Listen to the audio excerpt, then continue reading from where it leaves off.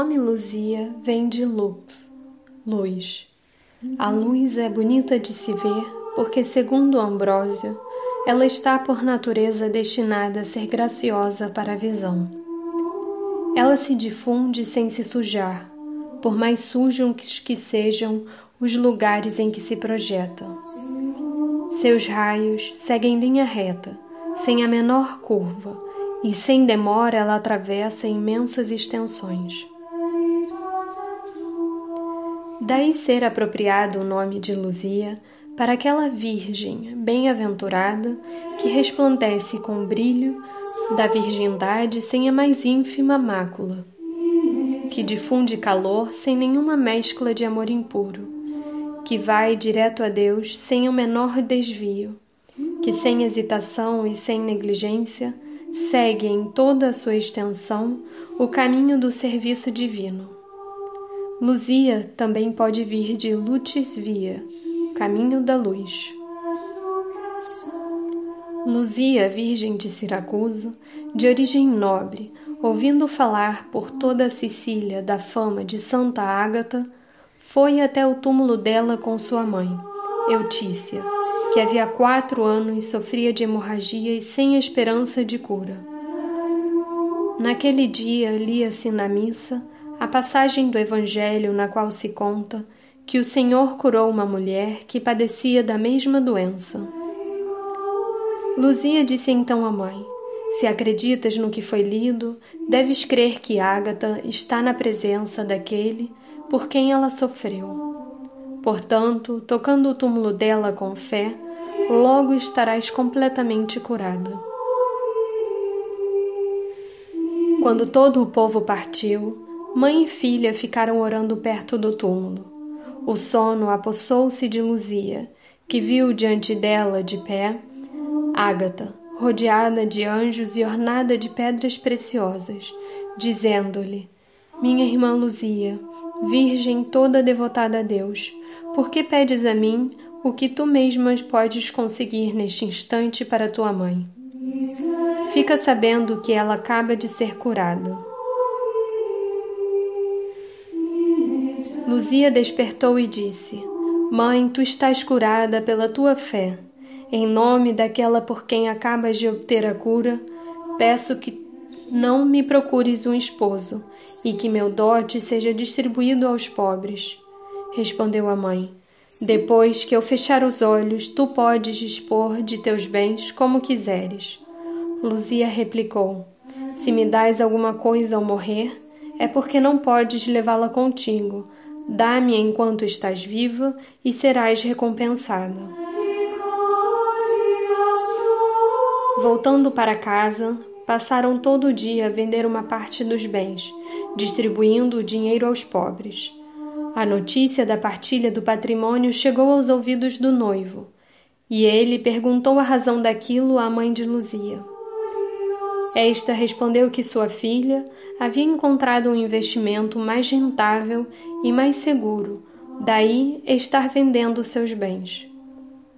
O insensato, crendo tratar-se de um comércio plenamente humano, passou a colaborar na venda daqueles bens, buscando os melhores negócios. Quando soube que tudo o que fora vendido tinha sido dado aos pobres, o noivo levou-o à justiça, diante do cônsul Pascácio, acusando-a de ser cristã e de violar as leis imperiais. Pascácio convidou-a a sacrificar aos ídolos, mas ela respondeu: o sacrifício que agrada a Deus é visitar aos pobres e prover as suas necessidades. Mas como não tenho mais nada a dar, ofereço a ele a mim mesma. Pascácio retorquiu: poderias dizer essas coisas a um cristão insensato como tu, mas a mim, que executo os decretos dos príncipes, é inútil argumentar assim. Luzia rebateu: tu executas as leis de teus príncipes, eu executo a lei do meu Deus. Tu temes os príncipes, eu temo a Deus. Tu não gostarias de ofendê-los, eu evito ofender a Deus. Tu desejas agradá-los, eu anseio ardentemente agradar a Cristo. Faz então o que julgares útil para ti, e eu farei o que sei que me será benéfico. Pascácio replicou: Tu dilapidastes teu patrimônio com os depravados, e agora falas como uma meretriz.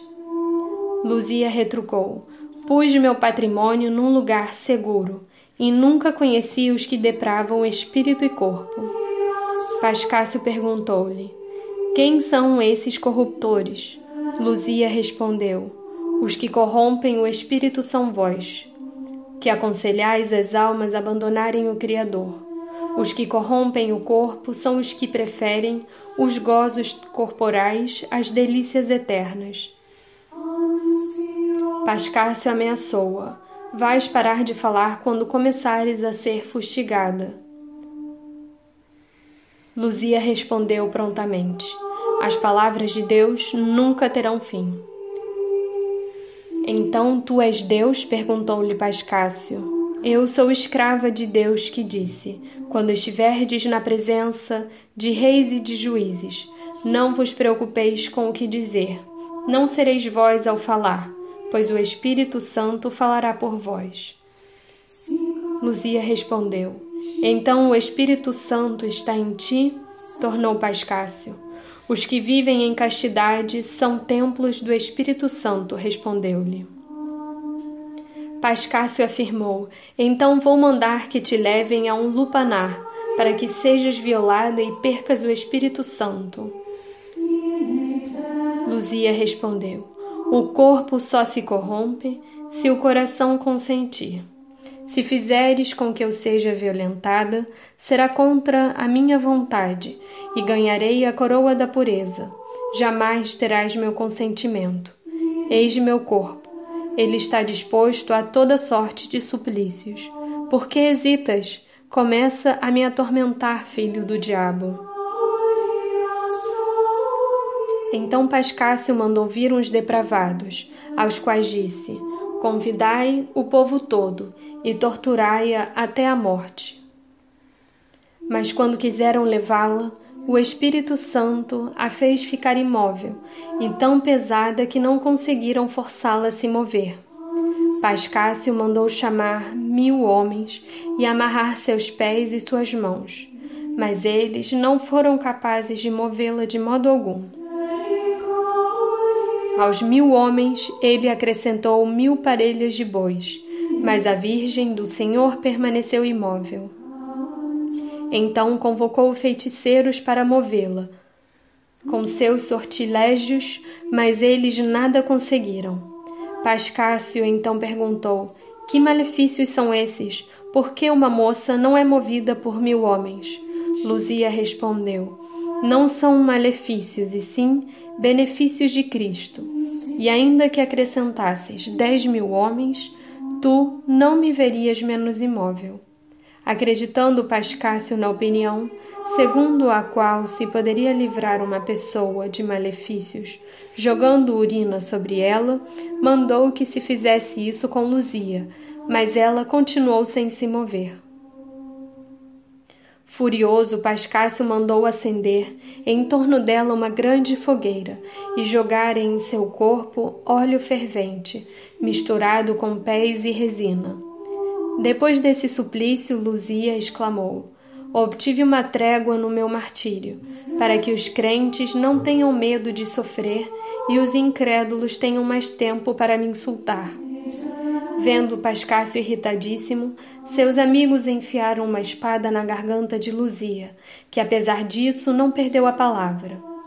Eu vos anuncio que a palavra foi restaurada, que a paz foi restituída à igreja, porque hoje Maximiano acaba de morrer e Diocleciano de ser expulso de seu reino.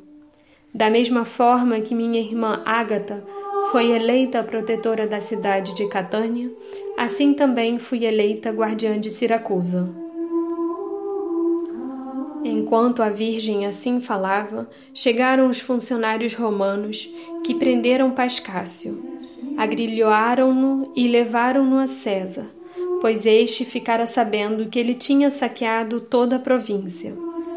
Chegando a Roma, Pascácio compareceu diante do Senado, foi declarado culpado, condenado à pena capital e executado.